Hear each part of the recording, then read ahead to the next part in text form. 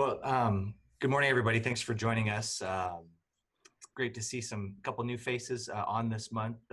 This is part of our Startup Exchange series that we host every month, and just invite an entrepreneur to come on and share his or her story about their business, their journey, and then a chance to Q&A.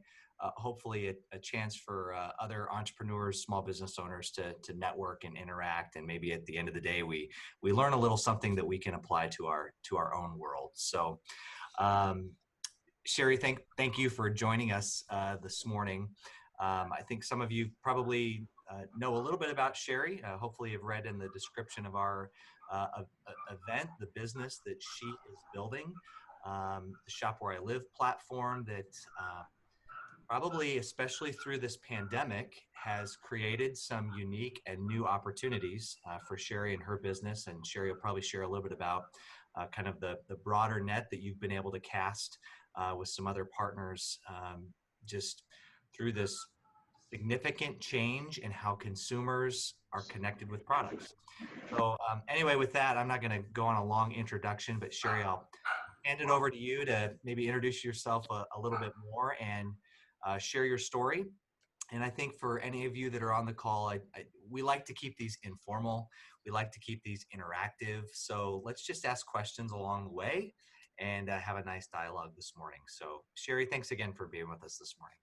Yeah, thank you guys for having me. And it's fun to present to a new group. This is kind of a different one because usually I'm presenting about our business and it's just a tiny part about me. So this is a little bit nice as well. My name is Cherie Edilson, and my husband and I co-founded a company called Member Marketplace Inc., and it creates marketplace websites to help small businesses sell online together. And Shop Where I Live is our main marketplace website, where we have one going in Marion, we have one in Cedar Rapids, and then several communities throughout Iowa, and we're growing into other states as well. Just how we got into it, really, I was working up at UNI and as a program manager, and I had my first son, and I was driving up from Marion up to UNI every day, and my husband worked full-time as well, and our youngest son, he was born premature, so he got sick a lot. And when we had our second son, I knew I always wanted 4, and so when we had our second son, we knew we were going to cut our losses at 2 with the drive time and daycare and all of those pieces, and I was going to stay at home. And it was about 6 months into having our second son that I realized I need something else for me too. And I think a lot of stay-at-home moms maybe feel that way, where you feel like you're getting lost into this home wife piece. You used to be so like relevant. I had won lots of awards before. I had felt really useful in my job, and then now it was just make sure dinner's ready as soon as my husband gets home, and take care of the kids and so many diapers and things. So I just started to figure out like what else could I do. And Pinterest was born right around that same time frame, which I thought was just really cool. And so I was looking through all of the different pieces in there, and I started to get into the DIY crafts. And at some point I stumbled across hair bows, which I just had 2 boys at the time. So I don't know why hair bows, but they were really fun. And so I started making them. I went and spent a day at Michael's and bought everything I thought I could ever need for hair bows, and a bunch of different designs, and didn't tell my husband how much I spent. But I came home and I just started making a bunch of stuff, and I would try it on neighbor kids, my sister's kids, nieces and nephews, and eventually, they'd give me feedback on how the products worked, what type of clips stayed in or didn't, and I was addicted. I just really, every time I wasn't taking care of my kids, I would stay up late and start making hair bows. And my husband was a web developer, so he built me a website pretty quickly. I think maybe within a week or so, we came up with a logo. I was actually, this could be a little weird for the men here, but when I was pumping, I swear the breast pump machine told me the pink barrette, the pink barrette, the pink barrette, the I heard it and I was like, this is my business name, because one time it would say like, get the mittens, get the mittens, get the mittens. So that day it told me the pink barrette, and so I said, hey, I think this is my business name. So we Googled and to see if that name was taken yet. It wasn't. And we built the website from there. And after, a few weeks only, I saw like the farmers markets were coming up, and I was like, could I do farmers markets? Like, I don't know, maybe I can do farmers markets. What do you need?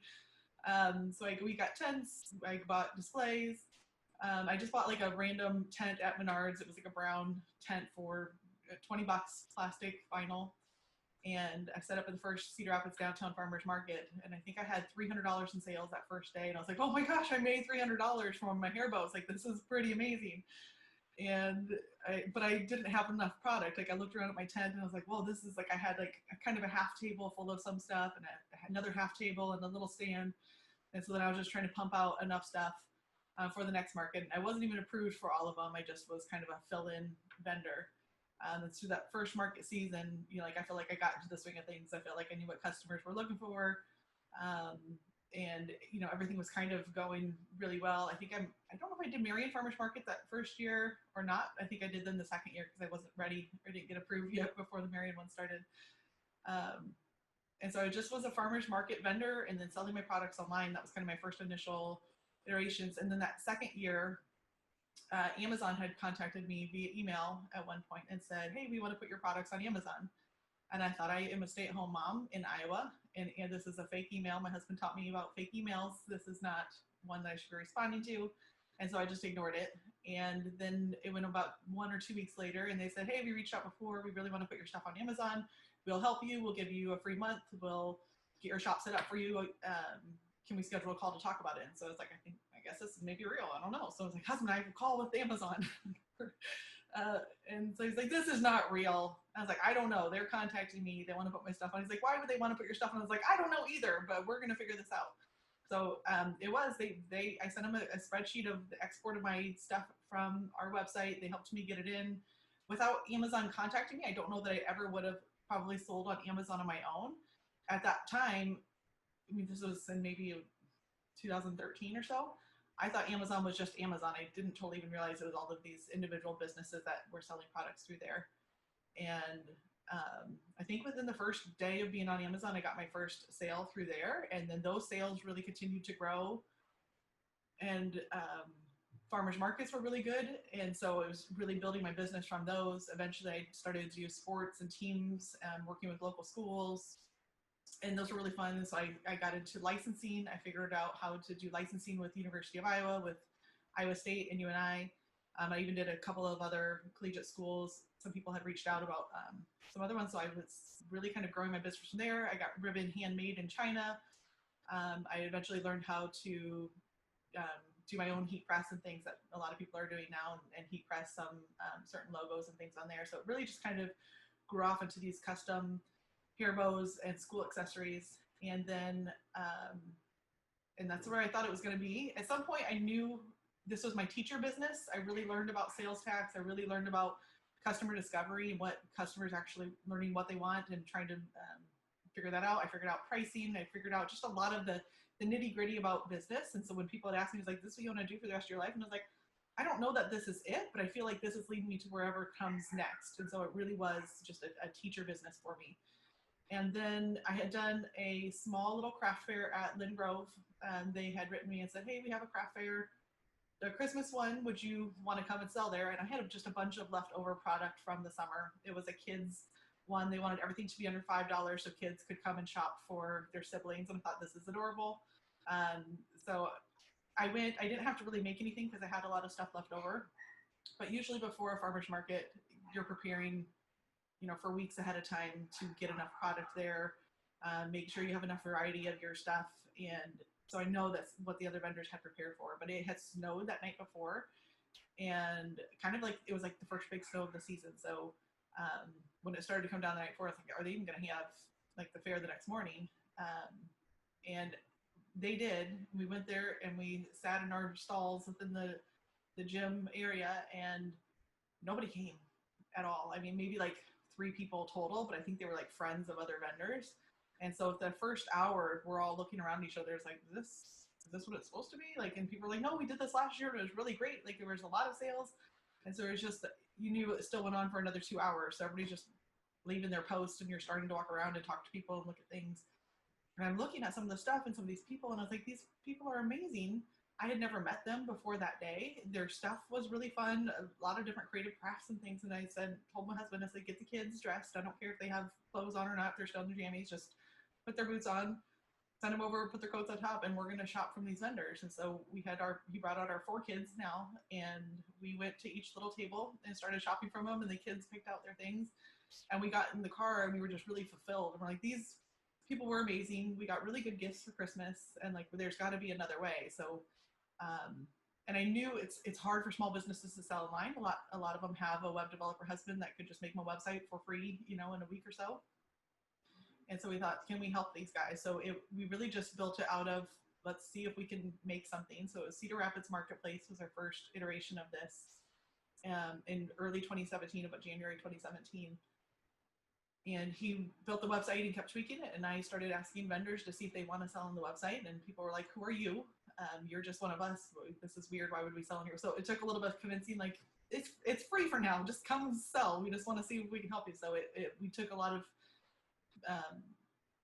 time to get going, I guess, with vendors and getting them comfortable on there. But really, after that first year, it was working. We've done a lot of different tweaks in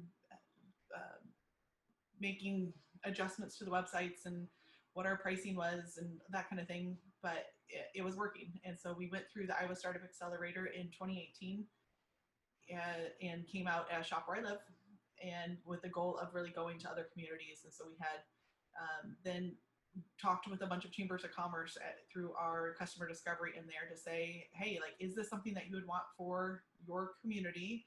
If so, we figured out the pricing. Do they want to be involved in the management of it? We learned that chambers have really no additional time to be able to spend to manage a marketplace website. So that was something that we really needed to keep in-house. And Marion, it was actually our second chamber. We started at the small little town in Ravenna, Nebraska. They had already been working with one of our mentors in Nebraska who they had this. They were already looking for a solution. So when he said, I think we have a solution for you, they jumped on board really quickly. They've been a really big supporter of us throughout this whole entire time. And then Marion was next because I had approached Tammy and Jill in the very beginning. We were at Cedar Rapids Marketplace and we still weren't even sure how we were partnering chambers and what it looked like. And so they were both like, this is really cool. Let us know like when this is something we can, be a part of. And so that's continued to grow. We have communities throughout Iowa. We have Nebraska, South Dakota. We have one in Newark, one in Alabama. We just talked with Staten Island yesterday. I think they may be coming on board. Some Florida sites, Oregon. So there's a lot of prospects in place for that. And then we also just partnered with IEDA on a state of Iowa marketplace for brick and mortar retailers. So it's shopiowa.com. The formal news release and announcement hasn't even gone out on that yet. It'll come out probably in the next week and a half. But that will be for all brick and mortar retailers in Iowa to have a shop on the platform and hopefully kind of mitigate the consequences from COVID-19 and people maybe not being able to enter shops and or getting small businesses who have never sold online before comfortable with selling online through a marketplace platform. And we help businesses with their shops and try to make it easy for them to do commerce together with other businesses in their community. So that was a lot, I guess. I just kind of spewed it all at you. I guess, do you have any questions or any other thoughts? So when you say you just mentioned some other states, how are you finding these places? Are they coming to you? Are they finding you? Or are you actively finding them? All of this is inbound so far. So we've really not done any outbound marketing so far or outbound sales. It's all been inbound, and that daily there's new leads that are coming in because I think a lot of communities are realizing they haven't done enough to be able to help their businesses in online. There's a lot of event promotions. There's a lot of buy local and general support initiatives that they're doing. But when you come down to it, online commerce is really where the world's going. That's where customers are getting more comfortable with shopping every day. The statistics are going up of how much sales are online versus in store. And I think COVID just brought it all to the forefront really quickly. But that's where things are going anyway. So that's all really inbound so far. And eventually we want to get to the point where we are doing some more outbound, but right now it's just all inbound. Cherie, I have a question for you. Can you talk a little bit about, as an entrepreneur and starting a business from the ground up, how'd that work in your family dynamic? And then I know you employ people now. So can you talk a little bit about at what point you had to bring other people on board to help? Like, what was the threshold, or how'd that process work for you? Yeah. Regarding the family dynamic, it was really important to me to still be at home with my kids. So I didn't want to build a business to then all of a sudden have to send them back to daycare. Um, so my kids have been at home this whole time while I've been building the business. When I did Iowa Startup Accelerator, my youngest two were still in preschool and not yet even in school. And so I would take my two children to the Iowa Startup Accelerator each day at NewBoCo, and they would sit with me through the meetings there. If I had meetings with other people, they had their little tablets or pads. They did really good, sometimes not so good. But that was a piece that it was kind of like, this is what's coming along with the business as I build it, because they were a part of this. So we, in regard to our home dynamic, we put a sliding door on our office, which didn't have one originally because we needed to have meetings that we could close the door for. They have got to the point now, and even just recently, Tammy may have seen this, but I installed a strip light along the bottom door. So when I have meetings, it's red and they know they cannot come in during that meeting time. So they're out there. Sometimes it's crazy, but as soon as it turns blue or I turn it off, then they know they can come in. So it's just working through our family dynamics. Now my youngest will be in kindergarten, so it's really kind of nice that as I was building this, it didn't have to be as full-time or as intensive, but now to the point where I've gotten it grown to where it is, my kids will be in school full-time. So I'm kind of proud of the fact that I could build it while raising my kids. And then my good friend Angela, she worked with me up at UNI, and she was just a stellar person up there. And we used to actually, she lives here in Marion too, and when we would drive up to UNI together, a lot of times we would talk about, one day if we start a business, we're going to totally work together, when you just appreciate somebody else's work ethic.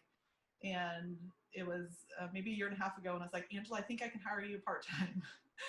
Do you think that's something? So she quit working up at UNI to come work for us part-time on, like, not guaranteed if this is even going to fully get off the ground. But I knew I couldn't grow it further or how I wanted to without having her start to handle a lot of the pieces, because if you're doing everything, my husband was still working full-time and then helping at night, you couldn't grow it to how I wanted. So Angela was our first one. And then recently, with the state of Iowa contract too, now my husband is full-time working with us as well.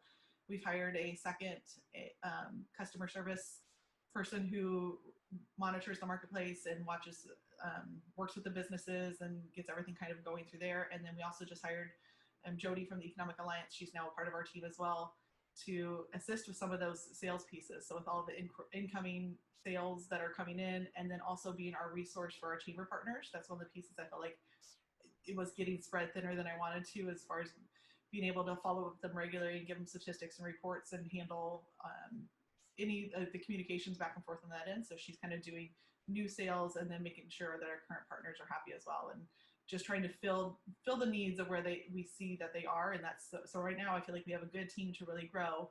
At the next point when we're ready to grow again, it would probably be another customer service person that's managing our marketplace, and then maybe another second developer after that. So Cherie, the company itself is web-based, it's technology.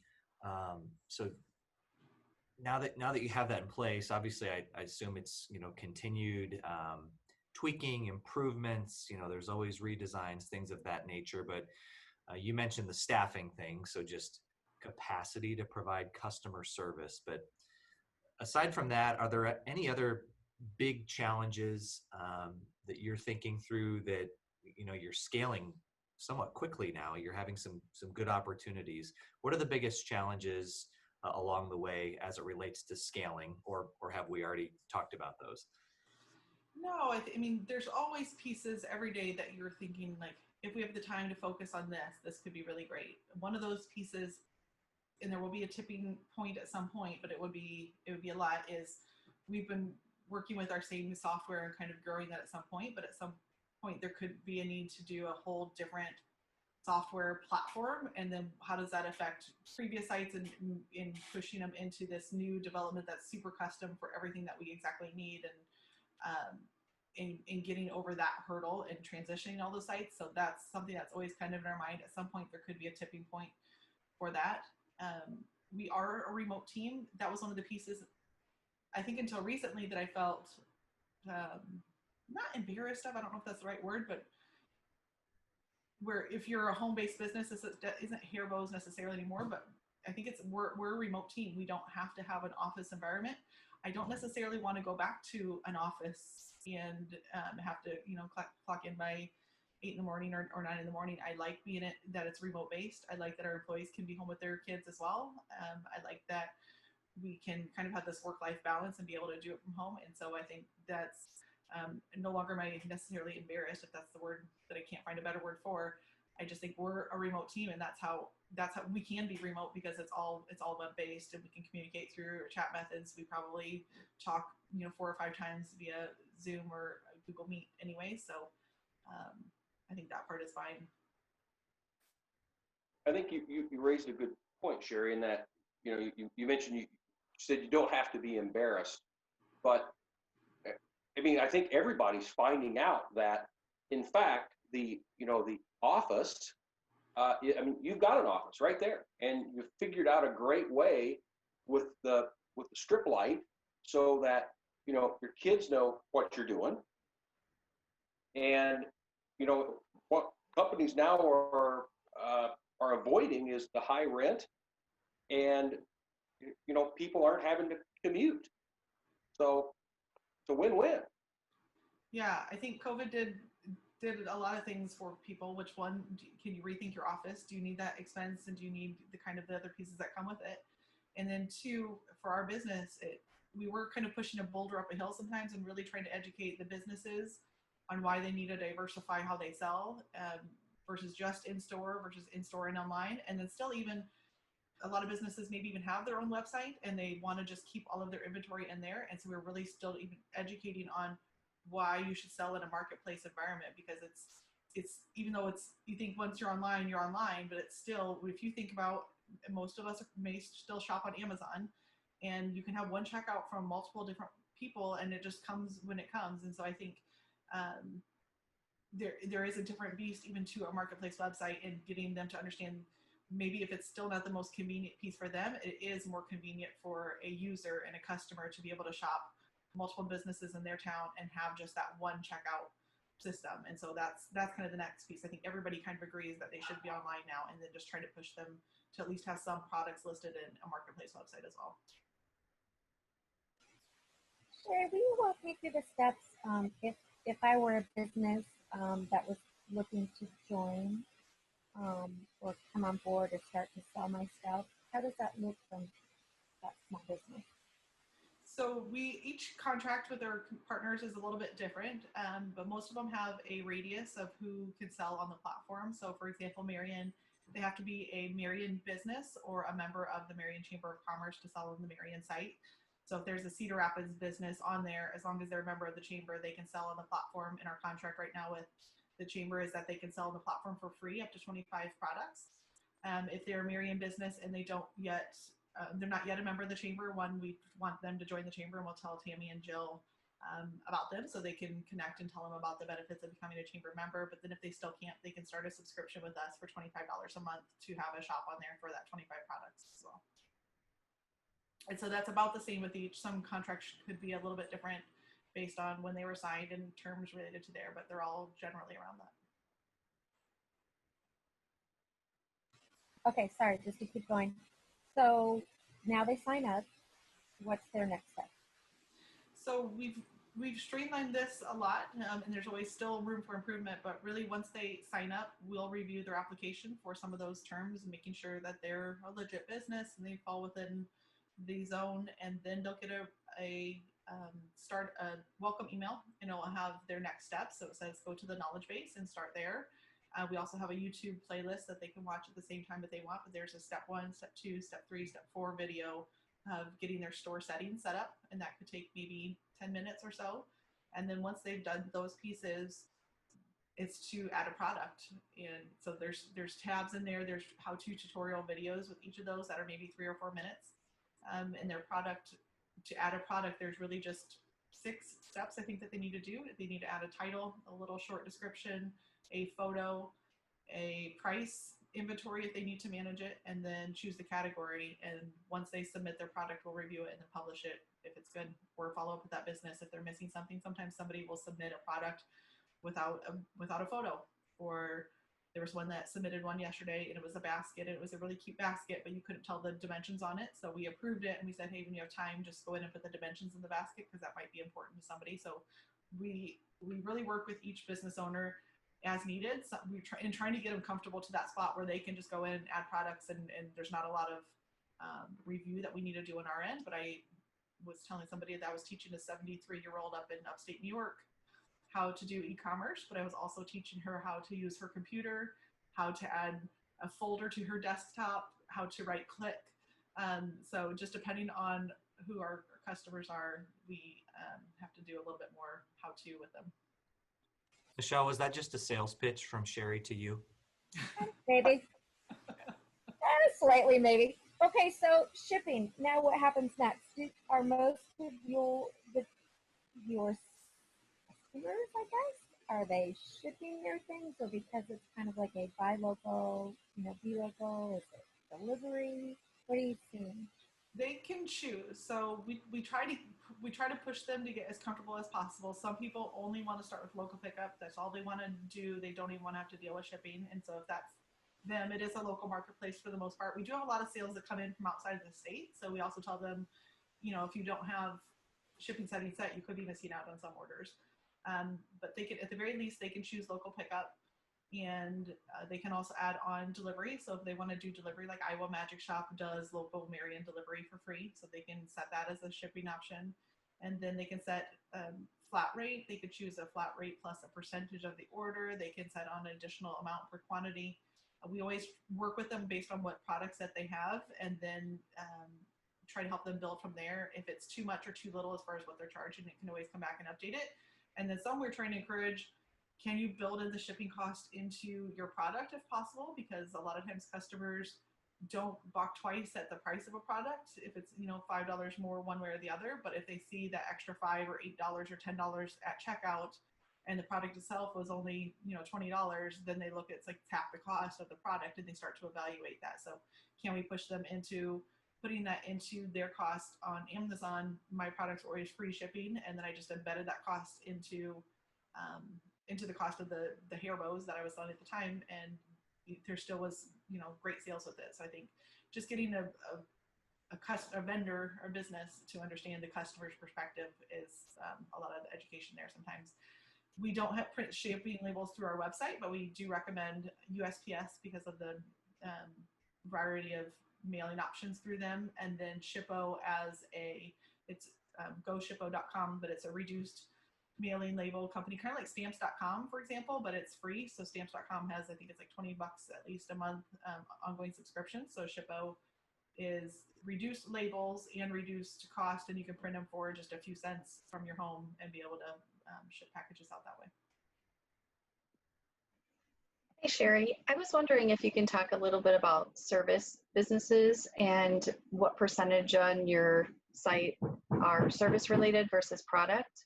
Yeah. And how that might be a benefit to someone to be on your site. Thanks, Angie. Yeah, we have, so our Shop Where I Live sites, we're really trying to, any business that's local, that community that could see benefit in selling through a marketplace, they can sell on our platform. For Shop Where I Live, at least. Shop Iowa is a little bit different. But Shop Where I Live, so service-based businesses can sell on the platform if they can make their products e-commerce enabled. So if you, for example, are if you want to, we have a business I think that sold even a cut, color, and style through the platform. If you want to, you can sell that for that cost. They can buy it and then redeem that order whenever they come into their shop.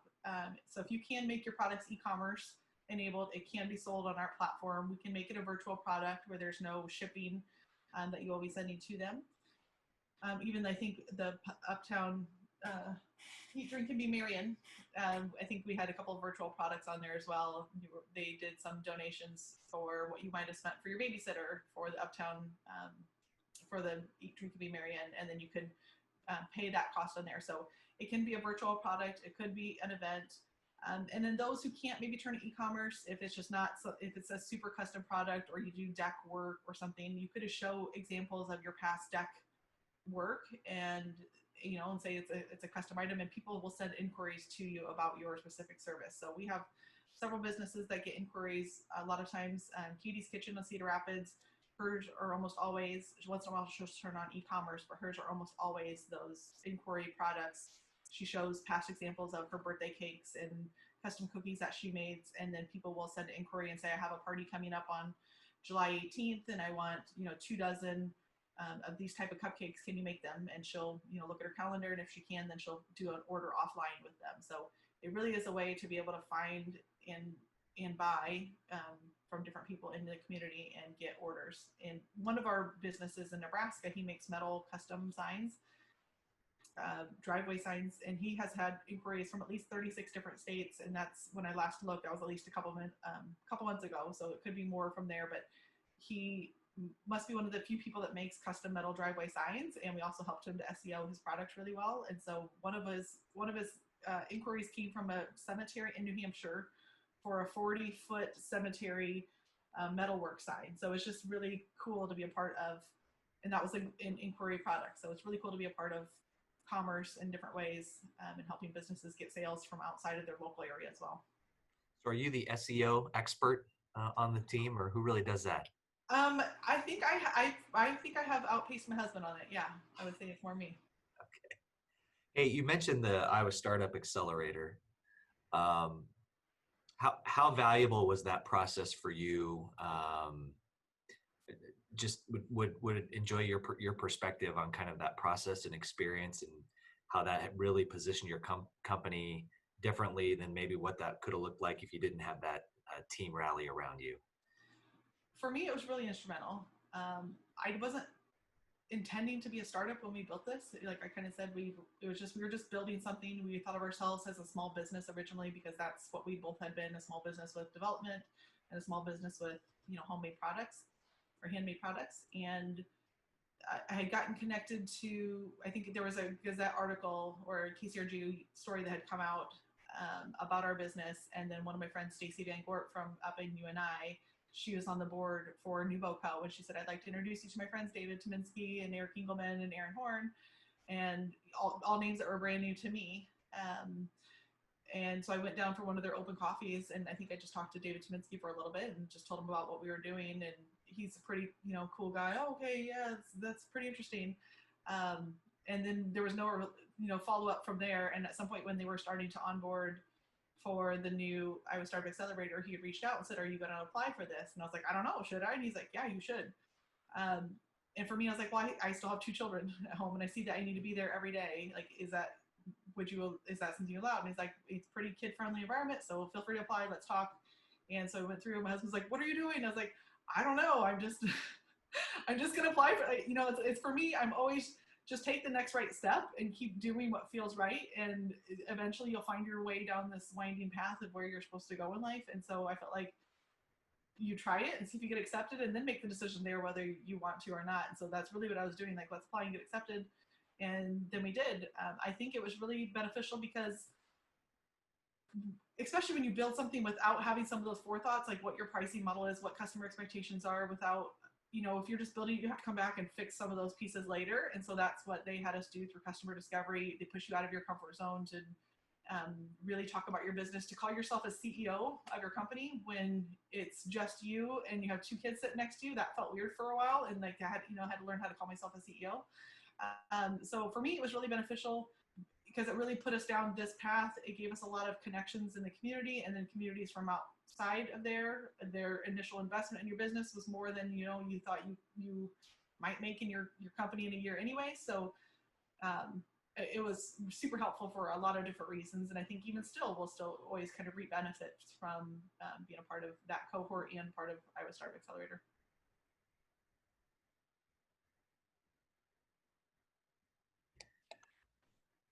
Well, quick, I'll throw this out. So what happened to the hair bows?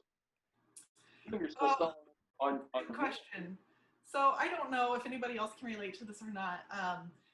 My niece, Molly, she had helped me a lot. So when she was kind of maybe my first employee. When I would get super busy with orders, she would come over after school. She was in high school at the time, and she would come over after school, and I would print out all my order labels. She would sit on the floor and help package them. Eventually I taught her how to make some of them, or at least how to add like the middles to them and wrap the piece around there and attach them to the packaging. And so when I first stopped. I kind of slowly faded off of my bow business, and then at some point I decided like I'm done. Like I'm growing this other piece. Like that's done. But it was hard because schools were still contacting me. They were still wanting to do like Christmas sales that were branded in there. So that part was hard.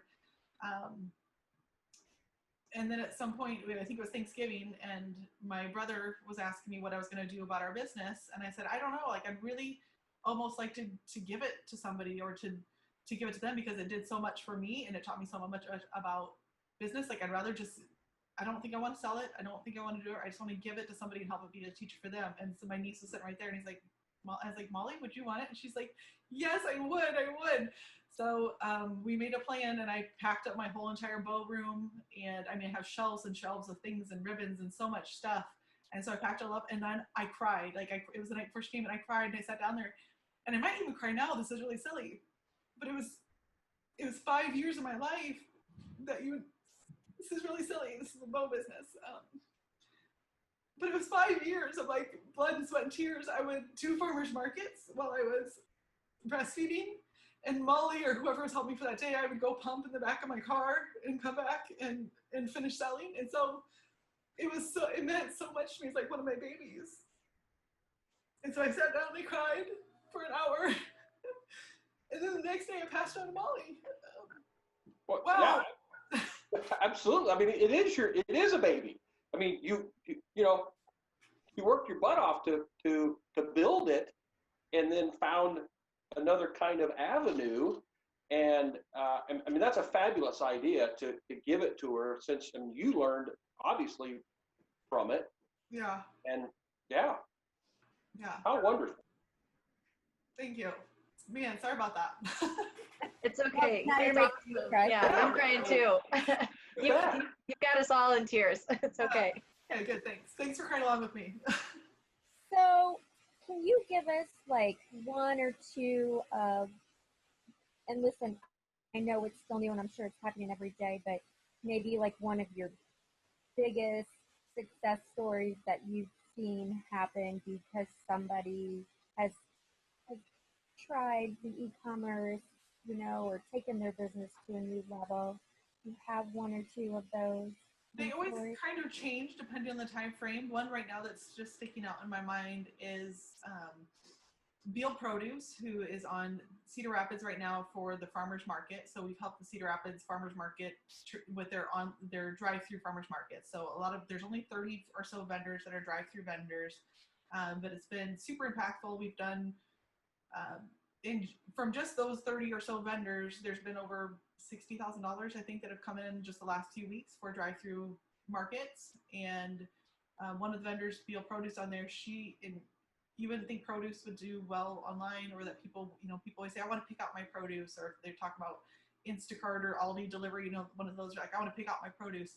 But people are buying produce on there, and I think for that first market at least, and we haven't followed up since, but she said she's gotten more sales through our platform than she would at a normal farmer's market anyways. And so while I know the farmer's market, not every vendor has had that same success, but and it looks different than it does than you're walking down through the streets and being able to bump into people. But to still be able to get her equal or more commerce from what she would normally have gotten anyways feels really rewarding. And then I come back a lot to the Nebraska sign guy. It just really amazes me that the town is maybe 1,500 people, maybe 1,300 people, and that he's had interstate commerce from so many people. He himself says a lot of times, like, I did not expect this. Like he signed up for the platform. He was really, supportive from the get-go. I think he's on the board for their chamber, but he really didn't expect the sales that he would get through it. And so he's really a big proponent of it as well. And he's not even doing the e-commerce portion necessarily. I know one of the restaurants in central Iowa, when COVID first happened, they were doing gift cards, I think, through their Facebook page, and maybe trying to sell gift cards so when they come back open again that they could fulfill some of those gift cards. And Tiffany Minke from the Urbandale Chamber had reached out to him and said, hey, do you want to use our platform? And that's right when we were doing like free gift cards to sell on our platform. He did I don't know, I think I'm quoting him now, but I think the first day he did at least $1,000 in sales, and then maybe at least 10,000 in the next couple of weeks of sales for his gift cards. So not everybody utilizes it to the same extent. We try to encourage different people to utilize it. Those who do utilize it and then tell their customers have the best success on there, or have really unique products like the guy in Nebraska. So we're here. We always really, when they say you give a sale to a small business, that actual person does a happy dance, but now it's like our whole team. And especially when it's their first sale, or we think like, oh, this is a really good product, we hope people buy it, we see it come through, we're also dancing on our end, and we're really just as excited as a business when they get their sales as well. Cherie, one of the things that I've noticed as you've continued to grow this platform is how flexible you've been. Can you speak a little bit to entrepreneurs out there about the importance of that? The thing that comes to mind for me is with your tutorials. I know we experienced some pushback from businesses who were struggling. How do I get them, like you already mentioned, having to teach people how to use their computer. And so I think you adapted really quickly to, let's get some tutorials out there. Can you talk a little bit about that? And then like what's been your biggest thing you would share with an entrepreneur who's starting their business? Yeah, every day we're continuing to adapt. So there's always pieces in our software or in our process that we know aren't perfect. And so you have to outweigh the time it takes to develop or to tweak that piece and what's going to give you your biggest return on there. So there was something yesterday, I think I told my husband, 3 different things that were kind of on his, after our meeting, there was like 3 different things that were on his agenda. He said, well, which one do you want me to prioritize first? And I was like, this one is more important, but I know it's going to probably take at least 3 hours plus to get done. Where this one is probably less important, but I know it's only going to take you 20 minutes. And it was really just trying to prioritize where to put your time. We're always listening to our customers. So we've got just even adapting our platform for the Cedar Rapids Farmers Market. It's not necessarily a farmers market platform. We never expected a business to get, a couple of them have had over 200 orders in just the one set farmers markets. And so how our layout displayed and the orders tab wasn't built for seeing that many orders at a time. So we have to adapt that. We realized that not everybody realized how to sort by month. And so we had to put like a special red line in there that says, note that you have to change the month if you want to sort your orders by the specific month. So we're always trying to listen to the customers and our partners and continue to develop from there. And I think that's one of the strong suits of being a small startup. You care a lot more about your customers because you have fewer, so you can make iterations on your product as quickly as needed. So bigger organizations, they probably have to go through several board things and really decide, what they're going to do. And then they have these big formal things where we can really, if we want to, make changes in our platform or in anything within just an hour or two and deploy that out. So we're happy to do that, especially if it makes sense. And so I think that's where that customer feedback comes in really handy. And then I'm going to pull this up here real quick.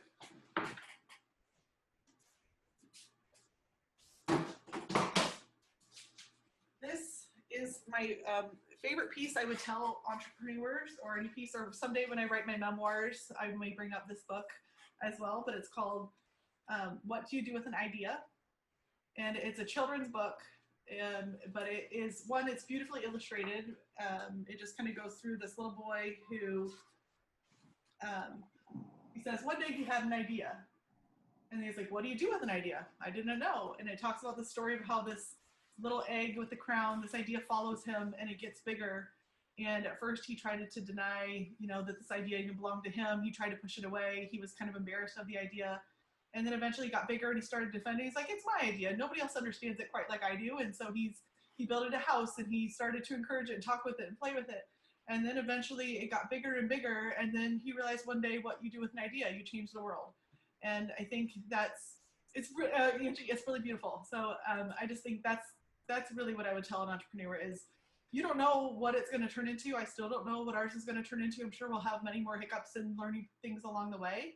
But I don't know where this is going. And you have to keep nurturing it and see what happens from it. And I didn't know, starting, I think the Marion Times had written an article, or it should be coming out here soon this month, about me as well and women in business. And that's one of the pieces. Like, I didn't know starting a hair bow business from my home with 2 kids that it would one day turn into a state of Iowa contract and people are looking to us to be a resource to help people sell online. I didn't know that was going to come, but if I never started back from then, we wouldn't be where we are now. And then who knows what's coming after this? Is it Does New York and California come next? I don't know. It'll be interesting to see what happens.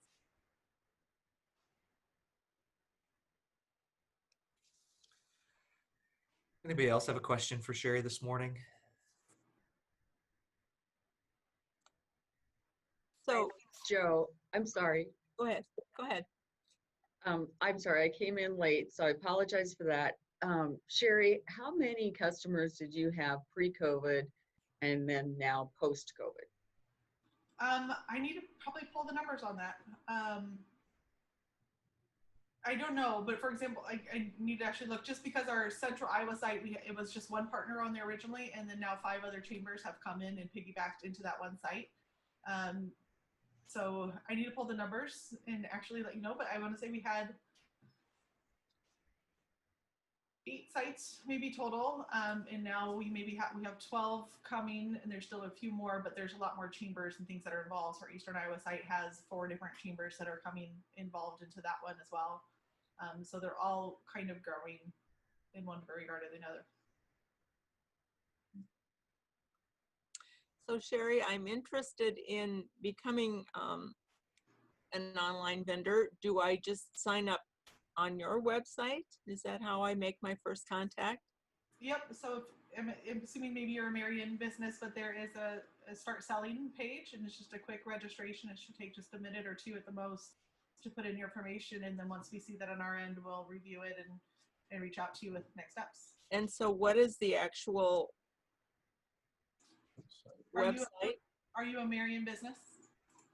Yes, I've participated in farmers markets, and I do have a sales tax number, so I guess I'm considered a business. Yep, no, that's good. I wasn't sure if you were Cedar Rapids or Marion. Yeah.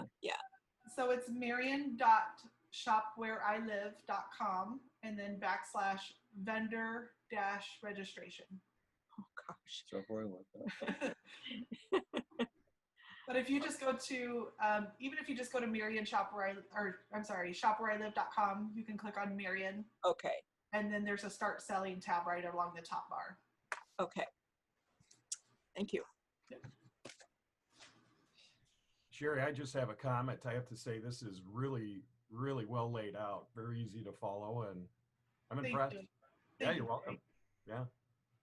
One of my freelance guys, one of my employees who freelances as well has Dan Dorman. Yeah. Several things listed here, and I'm looking through. I go, oh yeah, Dan told me about that. So, yeah, I was in your studio with Daniel. He did our Shop Where I Live commercial. Yeah, oh, that's right. Yeah, excuse me. Yeah, fantastic. Thank you. You're welcome. Very cool. If people don't have anything else, we'll just say thank you and respect everybody's time. Cherie, congratulations really on all of the work that you've put in, and it's exciting to see a company that started in our community be able to get some of the state recognition that you're getting. I think we're really excited to cheer you on behind the scenes and see where that opportunity leads. So that sounds very exciting. So thank you for joining us, and for all of you that logged on. Stay tuned. We try to do these startup exchange conversations once a month. So hopefully you can track when those are coming up.